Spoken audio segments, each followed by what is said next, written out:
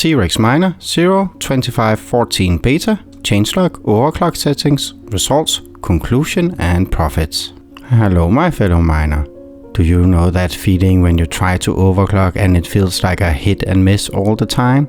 No matter what you do, it doesn't actually get any better? If that is you, then remember to like and subscribe. Changelog changes compared to 0.25.13, which I have tested earlier. LHR low power mode can now be set for GPUs individually, which is actually a fantastic change. And now we are able to set the allow settings up and down, auto tune intervals separately, which is actually fantastic. But in most cases you actually won't get that much out of it, as it is already pretty good. Ethereum overclock settings. For the RTX 3050, lock the core clock to 900 and set the memory clock in HiveOS to 1200 and 600 in Windows. Then disable LHR. Yes, you need to disable LHR. It is an LHR version 3 card and it is really bad. For the RTX 3060, lock the core clock to 1552, set the memory clock in HiveOS to 2600 and in Windows to 1300. The card I'm using for test is a Zotac RTX 3060 Twin Edge LHR. Unlike its RTX 3070 Ti brother, this one is actually stable and quite good. For the RTX 3060 Ti Hynix Revision 1 memory, lock the core clock to 1350, set the memory clock in HiveOS to 2100 and in Windows to 1050. The difference between a Revision 1 and a Revision 2 is that Revision 2 can clock to 3400 and above, while a Revision 1 can only clock to 2100 if you're really lucky.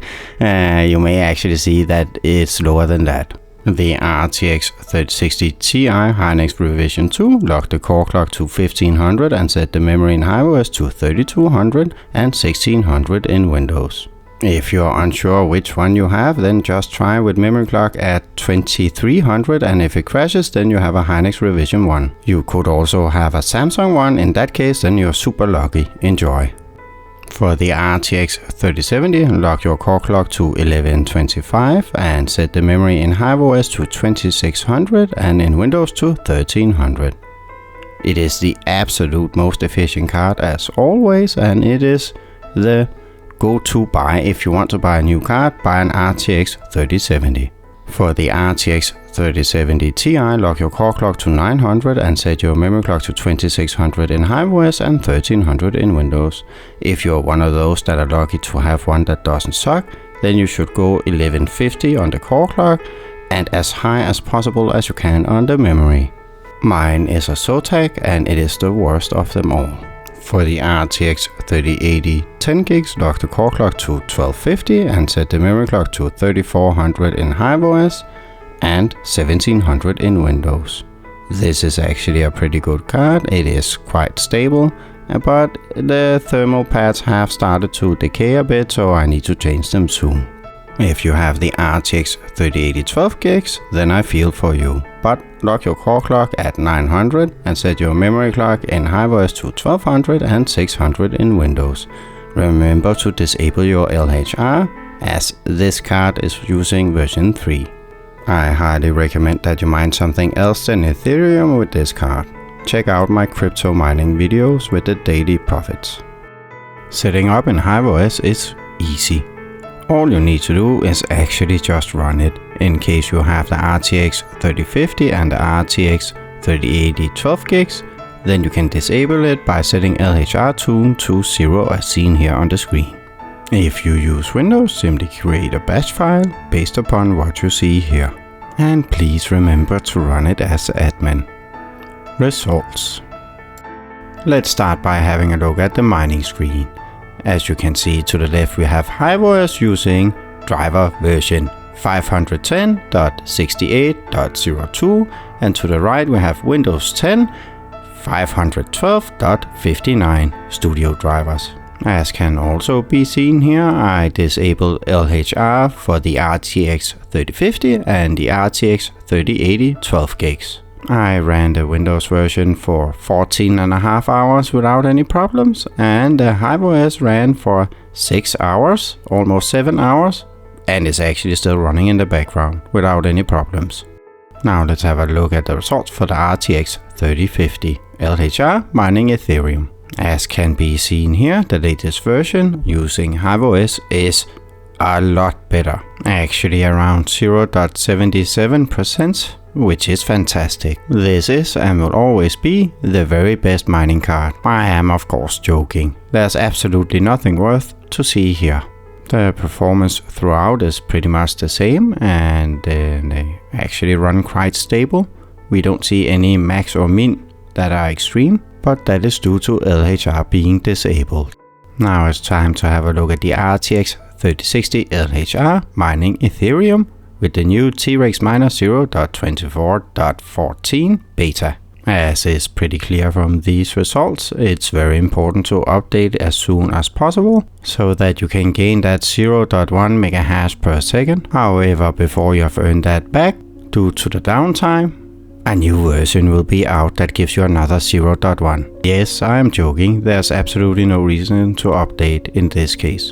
Now it's time to have a look at the RTX 3060 Ti LHR Hynix version 1 mining Ethereum.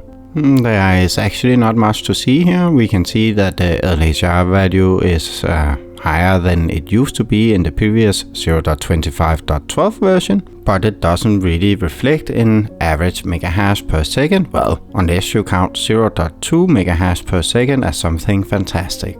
Other than that, there is not much to see here actually. It's quite stable. The min-max watts are fine, as well as the min-max hash rate.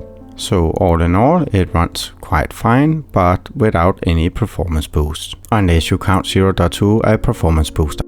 Now it's time to have a look at the RTX 3060 Ti Hynix revision 2 mining Ethereum. If you're wondering if you have a revision 1 or revision 2, simply try with 2300 in HiveOS or 1150 in Windows and see if it crashes. If it does, then you have a revision 1. Finally, some results here. Here we see a nice performance increase due to a better LHR value. And due to a better LHR value, we also see a smaller gap between min and max hash rate. As is pretty apparent here, there isn't that big of a difference between running in HiveOS or Windows when it comes to hash rate. So go with whichever floats your boat. It's finally time to have a look at the RTX 3070 LHR mining Ethereum. The very best mining card in the series, if you ask me.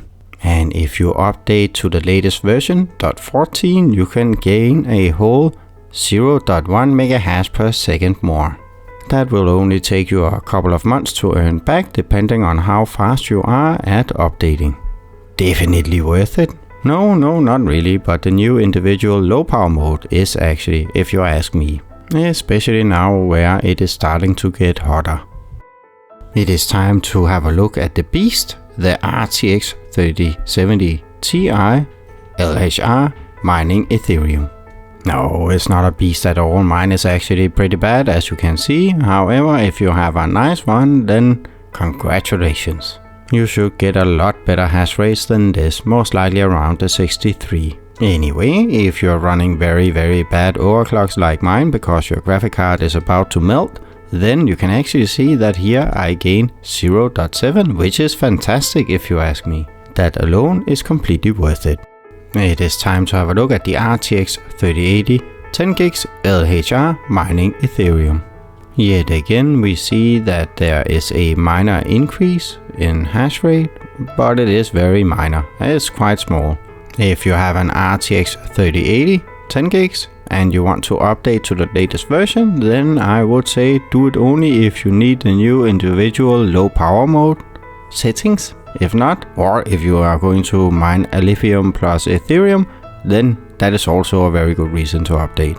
It is finally time to have a look at the RTX 3080 12 gigs LHR mining Ethereum with LHR mode disabled. As can be seen here, there's actually not much to expect, but it does look pretty awesome. I'm talking about the yellow text, and I apologize to all the colorblind who had to look at the red text they can't actually see. Sorry about that. Hopefully this yellow color is much better, at least it's better than the hash rate increase. which simply isn't there. But then again, LHR has also been disabled. Conclusion and profits. Right. So if you're already running TREX 0.25.13 or 12 in that case and don't need Ethereum plus Ethereum, then you actually don't have much of a reason to update. Unless you're running a rig with multiple graphic cards where one of them is misbehaving and you want to run that in low power mode. Like my awesome RTX 3070 Ti, of course. However, if you absolutely want to update, then I will drop the download links in the description. Who knows, maybe you have stability problems and this will solve it for you. I didn't have any previously and I still don't have any stability problems. Before we move on to the profits, I would like to thank you for clicking like on the video and subscribing. Thank you very much. I hope to see you in the next one. Now it's time for the profits.